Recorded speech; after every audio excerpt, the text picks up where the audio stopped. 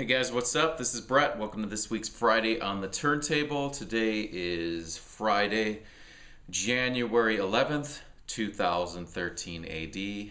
And as you can see from the title of today's feature, we're talking about the band The Church. Now, each week when I'm about to put together and decide which album that I'm going to feature, it's always very difficult because there's so many to choose from, so many excellent albums, so many great bands, and I just decided the Church needs to be talked about today. I've been seeing several people in the vinyl community posting images of Starfish on their turntable that they were spinning, and I figured, well, what better album than to talk about? Starfish. This is the Church's fifth album, depending on how you look at it.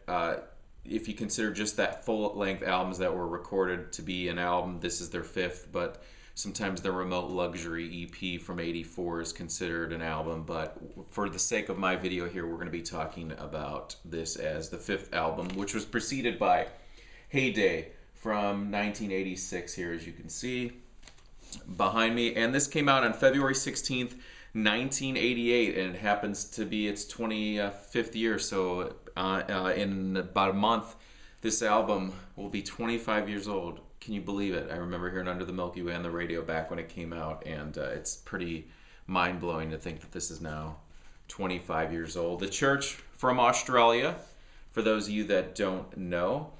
I highly recommend this as a launching point for those of you guys unfamiliar with the band. Most of you probably have heard the song Under the Milky Way. It's been a mainstay on radio and on movie soundtracks since it was released.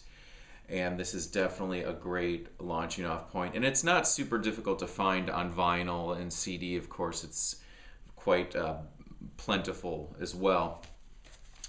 This album, just to kind of give you some context of the time it was released, now that we're looking at its 25th year, I pulled some albums out that came out in the same year so you can get a perspective of what's going on. I figure I'd start doing this on my Friday on the Turntable, showing some other records, showing some reference points. U2's Rattle and Hum came out that year, 1988. Morrissey's debut album, Viva Hate, just a year after after the Smiths dissolved, so that's Morrissey's first album, 1988 as well. Guns N' Roses' Lies. This was their kind of half acoustic, half live album that came out after the success of Appetite for Destruction. REM, Green, this was their Warner Brothers debut after spending their first 5 albums on IRS. Steve Earle, Copperhead Road, 1988. That was on MCA. And then incredible album, Jane's Addiction, Nothing Shocking, their major label debut. Excellent. That one's a gold stamp promo. Woo-hoo. All right, anyway, so that kind of gives you some perspective of what was going on in the music world around the point of this release. Of course, the song Under the Milky Way, as we talked about, was a big hit. The album was produced by 2 guys, one of them being Greg Ladagny, who has since passed away, and he worked with Fleetwood Mac, Jackson Browne, Don Henley, Toto, which is some kind of strange pedigree for, meeting up with the Church, but sometimes it's these strange combinations that can produce some brilliance. Waddy Wachtel, guitar player who has a ginormous resume, also produced, and he worked with everyone from Bob Dylan, Tom Waits, the Rolling Stones, the Everly Brothers, Iggy Pop, James Taylor. I mean, we're talking just this huge, wide spectrum. So the band, up until this point, they recorded, I think, exclusively in Australia. And they had just signed to Arista at this point, and the label wanted them to come to LA and record, and the label actually chose those producers. So it was their first time recording in the US, and I think they recorded the follow-up album in the US as well before they went back to Australia. But the album, let me hold it up again so you can see it. So when they arrived in LA, they just came with 3 songs, which were actually the first 3 tracks from the album: Destination, incredible, Under the Milky Way, and Blood Money. And I think there were fragments of some of the other ones written, but the band rehearsed for about a month and wrote the rest of the album before they recorded it. So it was a lot of it had its roots based on their experiences of, being in the strange world of Los Angeles for a month. And then I think they recorded it relatively quickly. So it was in 1987 when it was actually recorded. Oh, price tag's still on there. So the song, the album kicks off with "Destination," which was just a phenomenal track, and the whole first side is just one of those perfect sides. Chris Fitzy is actually doing a thread on best sides of albums, and the Church's Starfish side one would be a phenomenal entry for that.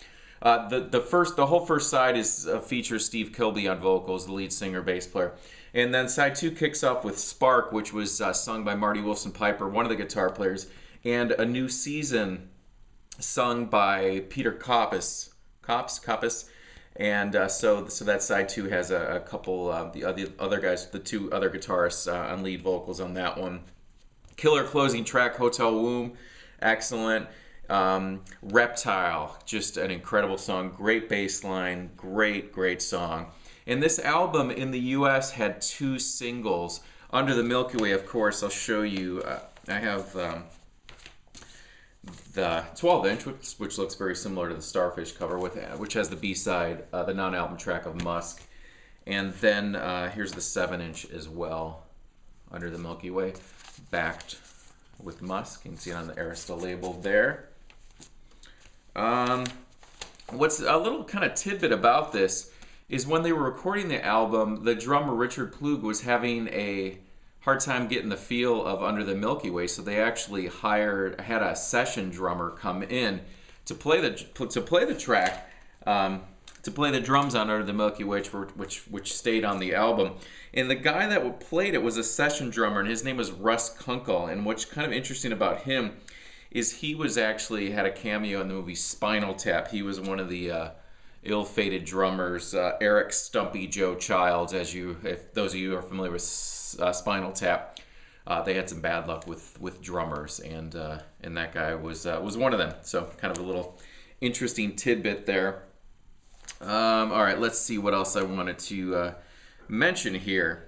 So "Under the Milky Way" and "Reptile" were the singles in the U.S. Now there was promo singles for "Destination" and "Antenna" as well. What else do I want to show you? Oh, let me show you a little kind of cool little thing. So vinyl, CD, and the cassette. So that is the Church Starfish trifecta right there, completing all the 3 formats there. I think this was a little too late for the world of 8-track. But yeah, so now live, when the band toured for this album in the U.S., they toured with Peter Murphy from Bauhaus. So this was kind of right before Peter Murphy kind of broke out with "Cut You Up." So at this point, he was the opening act on the Starfish tour. And then also Tom Verlaine from Television joined the tour, doing an opening acoustic act as well. And so I had never gotten to see the Church back then. The opportunities to see them back when I was a teenager just didn't happen. And then when they came around I think it was 2006, they came here to Phoenix, and they played with oh my God, singer of Catherine Wheel, who I'm now drawing a blank. James, you're going to be Rob Dickinson.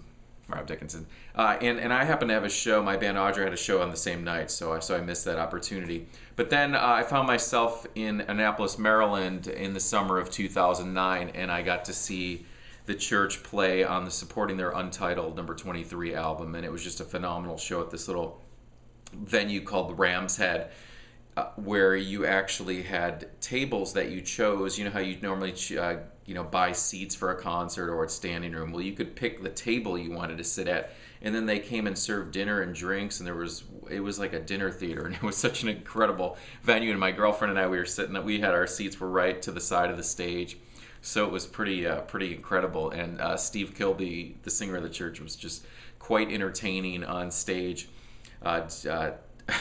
sometimes he would just do these leaps and pirouettes across the stage during instrumental parts, and it was just highly entertaining. I got to meet him afterwards, got to have something signed, and just an incredible band, incredible lives. If you ever get the opportunity to see them, by all means do that.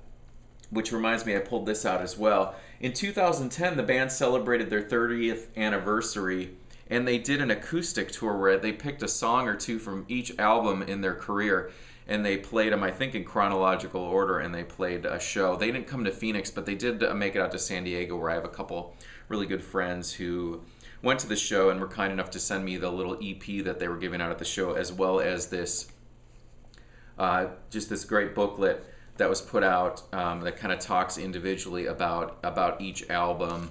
And coincidentally, I turned to the exact page I wanted to show, because for this on this page for Back with Two B's from 2005, the vinyl community's own Warren here has a little quote in the book, which is pretty cool. Chord progressions dreamed up in a universe only the church could inhabit. Well said, Warren.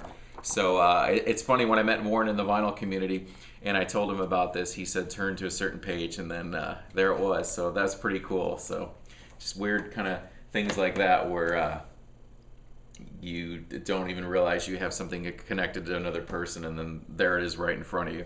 So with that, I think I'm going to leave you guys. So I'd love to hear your guys' feedback on Starfish. By all means, if you're unfamiliar with this and you go out crate digging and you come across this, by all means grab it, give it a listen. I think you'll really enjoy it. And like I said, if you don't know Under the Milky Way, look that one up right away. I'm sure you've heard it. It's an incredible song. Great band. Their last album, Untitled Number 23, which came out in 2009, was super strong, and it's just, the church is one of those bands, although you know, we don't hear much new stuff from them on the radio, they continue to put out just killer albums year after year and amass this huge body of work. So by all means, check out check out their catalog. So I'm gonna leave you guys with that. I have a rehearsal here. I have a show tomorrow night.